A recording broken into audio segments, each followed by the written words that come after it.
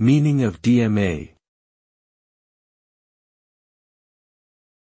DMA. DMA.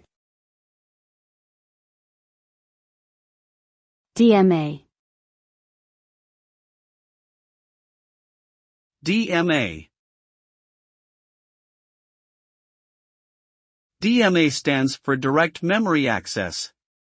It is a computer technology that enables data to be transferred directly into or out of a device's memory without the intervention of the Central Processing Unit, CPU. This allows for faster and more efficient data transfer between devices such as hard drives, network cards, and sound cards.